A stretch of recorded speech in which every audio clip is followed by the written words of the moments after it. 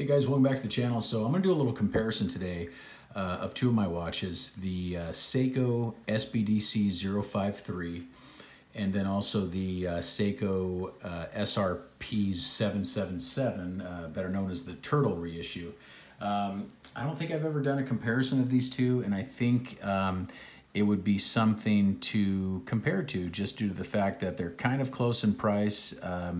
The sbdc053 is around 600. The Turtle's around 400, so not too far off. Totally depends on where you get it. I mean, I know you can get the Turtle for a lot lower in cost now. It just totally depends. But if you're into Seiko, you're probably looking at these two. I know they're not totally comparable in cost, but they are comparable to a Seiko collector, because I'm sure these are both on their radar. Let me get the Turtle. Let's look at that one first. This one has a 45mm case, okay, from side to side. It's about the same thing from top to bottom. I'd say I believe it's maybe lug to lug about 48, somewhere right in that range.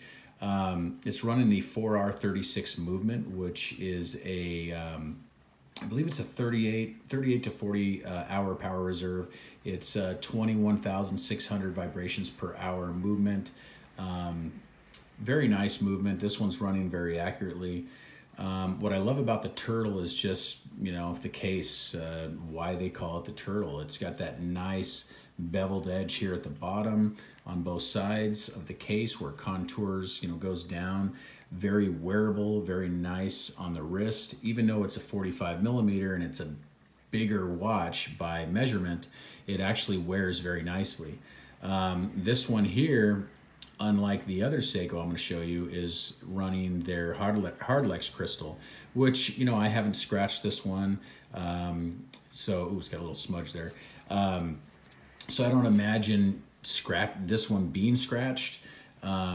If you look at the bezel on these, they're kind of raised up over the crystal, so a lot of times they're protected. And I haven't really scratched any of my Hardlex crystals on any of my Seikos. This one has a day and date feature.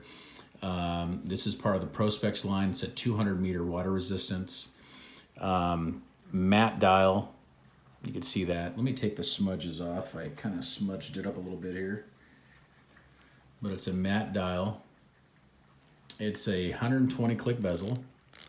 The bezel action on this one, a lot of people report that they're real tight. This one's pretty decent, and it lines up well. Another thing you'll have with these Seikos is the chapter rings will be misaligned. This one's pretty decent on this one, this particular example. These have very good loom, and I will show you the loom later on here. Let's see. All polished on the back, brushed up on top. Nice size crown. I like how it's beveled around the crown, so it's real easy to grip it. These, when you wind them, is just, you can hear that. Very nice. Very nice winding action. Screws in very well. Of course it hacks. I don't want to change the time or date here, but of course it does hack, and you have your date function. So very nice. I like the drilled lugs. Both these watches have drilled lugs. Unsigned crown. A lot of Seikos at under $1,000 is definitely going to be a no signed crown, definitely. So yeah, so this one I have on the Uncle Seiko Tropic strap, which is working out very well for me. I had it on a leather one for a while by Strapco, and I'll probably throw that one on on there later as well, because I like going back and forth. These Seikos are definitely strap monsters. You can put just about anything on them. They look great. Yeah, so there's this one. We might as well do the loom real quick, and then we can go to the next watch. Then we'll compare both loom together. So there's the loom. Let's dim the lights here real quick. Let's see, there you go. So see, it's got very good loom. Seiko never disappoints with their Lumabrite. So that's very nice. Let's throw it on the wrist real quick. I have a 7.5-inch wrist. You can get this watch, of course. This one came with the Seiko rubber strap, which I do not have out to show you, but it's a very nice strap as well. I like the Uncle Seiko strap better, to be honest with you, but I have a 7.5-inch wrist and it fits very well, contours the wrist very well, very comfortable. So I'm really liking it on this. So let's check out the sbdc053, which is definitely an upgrade, definitely a step up. Any watch collector into Seikos, there's room for both of these in your watch collection, okay? So this is definitely, the Turtle's definitely a step down, but not by much. It's still a very high quality watch. And then we're gonna bump it up into this one, which is the 62 Moss, kind of not exactly the reissue, but it kind of resembles it. This one's a little bit bigger than the 62 Moss, but ooh, let me get this, clean this dial off as well. But this one here is the sbdc053. There's also an sbdc051, which is the black dial. I had that one as well with the bracelet, because that one comes on a bracelet. This model comes on the Seiko rubber strap, similar to the one that goes on the SRP. I sold the 51, I have the 53 here, and I like the 53 better just because that blue. It's just a beautiful blue color. If you look at that bezel, it has like this kind of aqua, almost teal looking blue in some lighting. Other lighting, it gets real dark. So I really like the way how it plays off of the lighting. I just like the way Seiko designed that. Of course, it's got a deep blue dial as well. Very good loom on this one, and I'll show you that pretty soon here, but you have only a date feature on this model. This one is a 42 millimeter cross, 42 and some change, I believe, and then it's 50 lug to lug. Okay, so a little bit bigger watch compared to the Turtle. Actually not bigger in width, but bigger in height.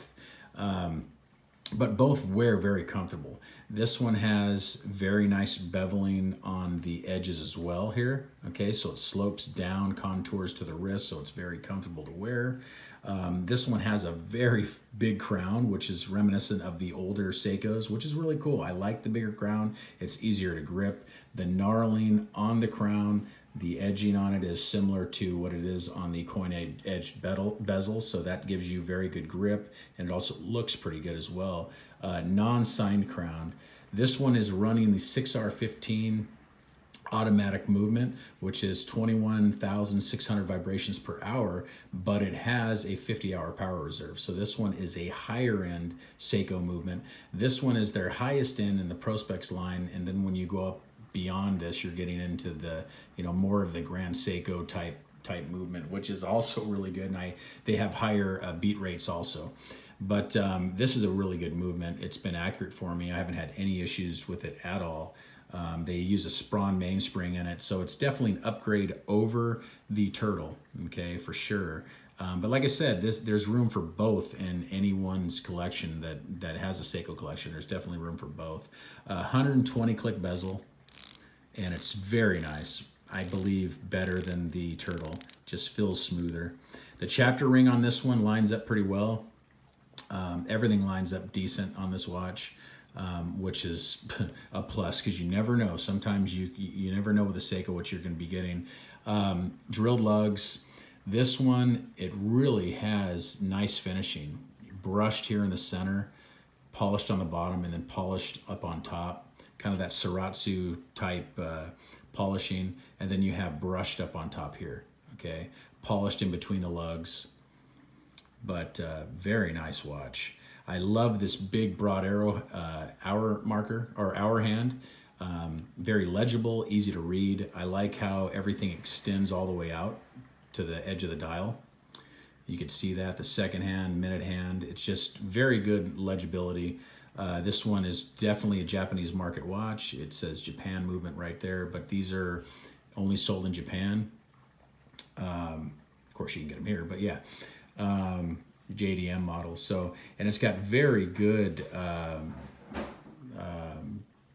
what do you call it? It has very good loom, and I'm going to show that right now. So let's look at the loom. I'm going to charge it up real quick. There we go. So let's kill the lights. Oh yeah, so I believe the Loom probably is better. Let's get the SRP going again. I think the Loom is probably better. Yeah, it's pretty, well, God, it's hard to say. It really is. Seems like it's better though on the 53. A little deeper Loom, but you can see both of them are evenly applied on both watches. So it's got very good application, no blotchiness. So it looks pretty good.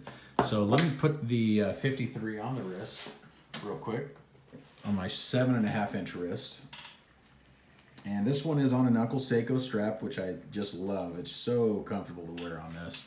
You can see that, very comfortable, very nice on the wrist. But see, even my 7.5-inch wrist, it wears pretty well. As long as it's not much bigger than 50 lug to lug in height, it's gonna fit me fairly well. So if you have a similar wrist size, this is what it would look like. Yeah, it's just a beautiful watch. I mean, both of these watches are outstanding in any watch collection. I think they're great examples of what Seiko makes today. But anyway, there you have it, guys. Thank you for watching. Just a little comparison of the two. Thanks for watching. Please like and subscribe, and take care, and I'll see you guys in the next one. Thank you. Goodbye.